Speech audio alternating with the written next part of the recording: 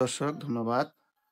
Ryan organic fertiliser পক্ষ থেকে আপনাদের সাদর সম্ভাষণ।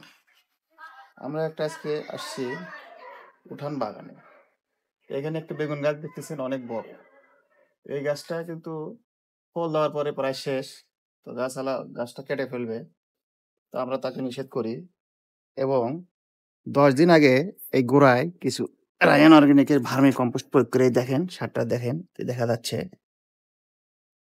এই 10 দিন পরে দেখেন গাছে নতুন করে সবুজ অনেকগুলো কুশি বেরিয়েছে, অনেকগুলো কুশি এবং অনেক তাজা এবং সতেজ। এবং এই বাগানে আমরা আরেকটা লাউ গাছে দেই এবং টমেটো গাছে দেই। এই গাছ দুটোর চিত্র আপনারা দেখেন, এদিকে আসেন। এই দেখেন লাউ গাছের চিত্র, কত সুন্দর পাতা এবং গাছগুলোর অবস্থা দেখেন। যে সার এখানে আছে এবং এই সারটা অনেকদিন ধরে তারা গাছ খায়।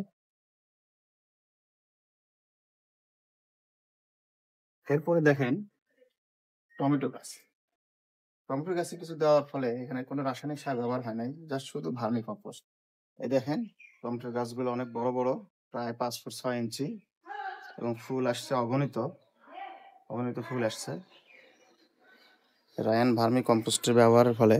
এই যে দেখেন, এই যে ফুল, এই যে ফুল, এই যে এই যে এই যে এখন অগণিত ফুল আসছে এবং গাছগুলো অনেক সুঠাম, টমেটো গাছগুলো অনেক সুঠাম। তা আপনারা যারা ছাদ বাগান করেন তারা অবশ্যই ভার্মি কম্পোস্ট ব্যবহার করবেন রায়ান অর্গানিকে।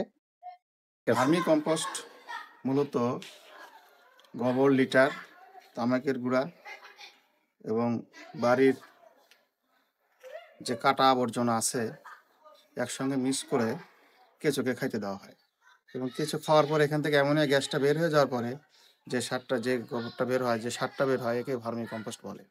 এবং এটা জমির জন্য খুবই উপকারী এবং গাছদের জন্য প্রচুর উপকারী এবং এটা ব্যবহার করলে কোনো প্রকার রাসায়নিক সার ছাড়াই আপনি নিরাপদ ফসল ফলাতে পারবেন।